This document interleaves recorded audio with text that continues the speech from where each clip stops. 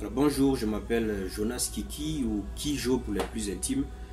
Bienvenue sur ma page YouTube pour cette énième vidéo. Je suis communicateur. Alors un communicateur, c'est quelqu'un qui se sert des images, des tests, des vidéos et consorts pour véhiculer un message, on va dire, au public. Je suis aussi motivateur. Motivateur, c'est quelqu'un qui est capable de prendre quelqu'un qui a un moral assez bas pour l'amener à un moral assez haut grâce aux tests, grâce aux paroles et grâce à la musique aussi. Alors, je suis aussi artiste, je suis chanteur. J'ai publié plusieurs musiques sur cette page, pour ceux qui veulent l'écouter. Je suis aussi écrivain, je suis à mon 4e livre. C'est justement de ce dernier livre qu'on parlera un tout petit peu dans cette vidéo. Je voudrais profiter de l'occasion pour vous présenter le livre pour ceux qui n'ont pas encore acheté. Vous pouvez aller sur la plateforme de Jumia et passer la commande. Alors on va dire en somme, j'ai plusieurs cordes à mon arc et je m'en sers autant que je peux pour encourager. Voilà. Je vous permets de donner vos points de vue, vos avis, vos conseils même si vous voulez à chaque fois que je publie une vidéo pour que ça puisse aider d'autres personnes. Alors avant de continuer, je voudrais vous dire de vous abonner s'il vous plaît à ma page pour ne rater aucune des publications que je fais sur cette page, que ce soit des conseils, que ce soit de la musique, les nouveaux livres et les nouveaux sons qui sortiront chaque semaine. Sur ma page Facebook, j'ai une chaîne que j'ai appelée Complément spirituel où j'apporte mon point de vue, mes conseils, mes compréhensions sur les passages bibliques et les versets que je comprends, tout simplement parce que nous vivons dans un monde qui est à la fois spirituel et physique. Et ce que nous voyons ne constitue qu'environ 30% de ce qui existe et de ce qui est réel. Parfois, les êtres humains que nous sommes, bon, en tout cas la plupart, une grande partie bien sûr, pensent que ce qu'on voit, c'est ce qui existe et c'est ce qui est réel. Non, ce qu'on voit ne constitue que 30% tout au plus de ce qui existe, un peu comme l'iceberg. Le monde spirituel est beaucoup plus actif et plus vivant que le monde physique que nous voyons avec nos yeux. On dit qu'on ne voit pas le vent, mais ce n'est pas pour autant qu'il n'existe pas. Et j'ai pour habitude de dire qu'on doit faire très attention à ce qu'on voit, à ce qu'on entend, à ce qu'on pense et à ce qu'on dit. Ce sont là pour moi les 4 portes principales d'entrée du monde spirituel. Et ceux qui le savent font très attention à ce qu'ils disent, à ce qu'ils pensent, à ce qu'ils écoutent et à ce qu'ils regardent. Alors sans plus tarder, je voudrais aborder le sujet qui m'emmène vers vous aujourd'hui. Hier, ma femme, avant d'aller se coucher, s'est servie d'un passage biblique pour exhorter nos enfants, parce que chaque soir, avant d'aller dormir, on le fait pour pouvoir leur permettre de garder en esprit des passages bibliques, comme nous l'exhorte ce passage. Alors donc, elle a pris le passage et puis elle les a exhortés. Et moi, j'étais dans la chambre, j'étais couché, j'étais fatigué, je dormais, pendant qu'elle le faisait dans le salon. Et le lendemain, c'était à mon tour d'exhorter les enfants avant qu'ils n'aillent au lit. Et comme par hasard, avec Dieu, il n'y a pas de hasard bien sûr, j'ouvre la Bible et je commence à fouiller et c'est sur ce passage que Dieu m'oriente, le même passage qui s'affiche présentement. Elle était juste de passage dans les environs et puis elle a entendu le commentaire, s'est arrêtée, tout étonnée. Elle m'a demandé c'est quel passage. Je lui dis c'est Lévitique 18, versets 3 à 4. Elle me dit mais tiens, c'est ce même passage que j'ai pris hier pour encourager les enfants en mon absence, sans qu'elle et moi ne se soient concertés.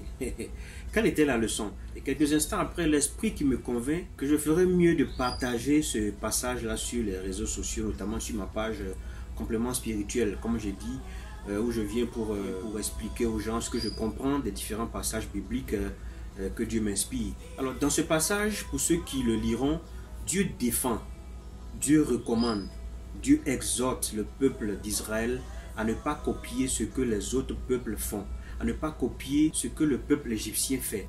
Il leur dit ensuite, je vous installerai à Canaan, mais ne copiez pas ce que les habitants de Canaan font. Alors s'il y a un thème que je peux donner à cette exhortation, c'est tu n'es pas obligé de faire comme tout le monde. Vous savez, il y a des gens qui pensent que parce qu'ils trompent leur femme, alors tout le monde est adultère. La plupart du temps, quand je viens sur les réseaux sociaux pour véhiculer un message, ce n'est pas pour le plaisir que je viens le faire. Ce n'est pas pour vous montrer mes beaux yeux ou pour me faire voir. Non, c'est parce que je ressens en moi le besoin de venir parler de la part de Dieu. Et j'ai dit souvent dans mes vidéos, si vous n'avez rien à dire sur les réseaux sociaux, asseyez-vous et écoutez. Mais si vous pensez que Dieu vous a mandaté, ou que vous avez quelque chose qui peut aider les gens, édifier vos frères, venez parler parce que Les réseaux sont les seuls moyens pour nous de nous faire entendre. Il y a 10-15 ans en arrière, pour vous faire entendre, il vous fallait obligatoirement passer par soit la radio, soit par la télévision ou par les journaux, les médias. Aujourd'hui, vous prenez votre portable, vous dites « Ah !» 2 secondes après, vous êtes écouté de l'autre bout du monde là-bas. C'est ça la magie des réseaux sociaux. C'est pour ça que c'est important de ne pas faire n'importe quoi, de ne pas dire n'importe quoi sur les réseaux sociaux. Ne faites pas les choses juste parce que vous voyez tout le monde le faire. Tu n'es pas obligé de faire comme les autres. Mes enfants, par moment, les week-ends, lorsqu'on les dépose chez des amis, chez des parents, juste pour un week-end, quand ils reviennent en famille, c'est-à-dire chez nous, ils veulent adopter les mêmes attitudes qu'ils ont adoptées quand ils sont allés par exemple chez un ami, chez un cousin ou chez un frère de l'église. Je me souviens une fois mon fils est venu à la maison après un week-end et il m'a dit « Mais papa, pourquoi est-ce que chez nous ici on n'a pas de chien? Pourquoi est-ce que chez nous ici on n'a pas de piscine? Pourquoi est-ce que chez nous ici on ne mange pas telle nourriture ?» Je lui ai dit « Mon fils, ici à la maison tu es chez les Kiki, là-bas tu étais chez les X. On n'est pas pareil, on est différents. Bien sûr qu'il y a des choses qu'on pourra copier, mais il y a des choses qu'on ne pourra pas copier. Dieu leur a dit, ne faites pas comme eux. Ne faites pas comme les Égyptiens. Faites ce que je vous dis de faire. Adorez-moi, moi votre Dieu.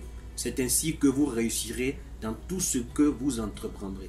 Vous avez des personnes qui, après avoir fait un séjour dans un pays étranger, reviennent et veulent adopter la manière de parler de ces pays-là. Mon frère, sois toi-même. Reste toi-même. Garde ton originalité. Ne cherche pas forcément à imiter les autres. Il y a certaines valeurs dans nos cultures qu'on ne peut pas, mais pour rien au monde, jeter juste parce qu'aujourd'hui on a embrassé une religion. Le respect des grandes personnes, la manière de se tenir, la manière de s'habiller, la manière de parler. Gardons notre originalité. On n'est pas obligé de tout copier de tout le monde. Il y a cette vieille pensée-là qui dit que lorsque vous arrivez dans un village et que vous voyez des gens en train de danser, vous aussi, vous devez vous mettre à danser sans rien comprendre. Vous n'êtes pas obligé de faire comme tout le monde. Justement, je vais répondre à une des questions que me posait un jour un internaute.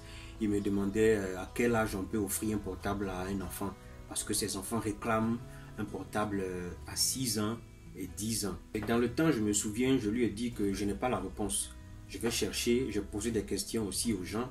Si vous avez des réponses, vous pouvez les poster sur, juste en bas de cette page. Mais aujourd'hui, je pense avoir trouvé la réponse. Qu'est-ce qui me motive d'offrir des portables à tes enfants? Une dame qui a offert un portable à son fils à 5 ans. Parce qu'elle est seule à élever son fils. Il y a une servante qui est là et quand elle part au travail, elle aimerait souvent appeler son fils pour lui poser des questions sur comment est-ce que ça va à la maison, parce qu'elle soupçonne, n'est-ce pas, cette servante-là d'agir mal envers son fils. Surtout qu'aujourd'hui, après qu'il y ait des vidéos qui soient passées sur les réseaux, on voit une nounou en train de frapper un enfant. Cette dame-là n'est pas trop en confiance. Voici un argument solide pour moi qui peut permettre qu'on offre un portable à son enfant. Mais même là encore, il faut un portable, pas forcément de 3e génération. Pareil pour votre fille de 11 ans. Qu'est-ce qui nécessite que vous lui offriez un portable?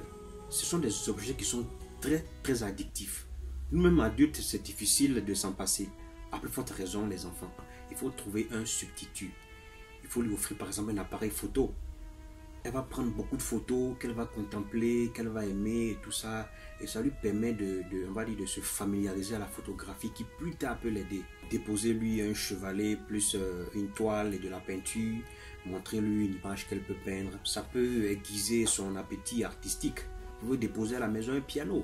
Qu'elle puisse apprendre à jouer au piano. Vous pouvez lui offrir une guitare. Maintenant, si malgré tout ça, ça ne passe pas, faites comme mon ami Hervé. Les portables, c'est seulement les vendredis.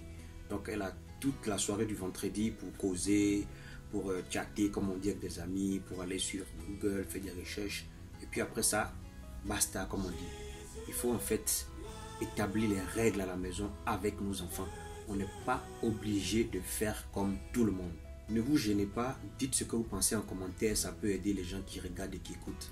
Alors voici en quelques phrases ce qu'on a appris avec nos enfants. Si vous voulez apporter vos commentaires, si vous voulez faire des points additifs, ne vous gênez pas, faites-le en bas de la page. Surtout, abonnez-vous pour ne pas manquer une seule de mes publications. C'était Kijo, votre serviteur. Soyez bénis.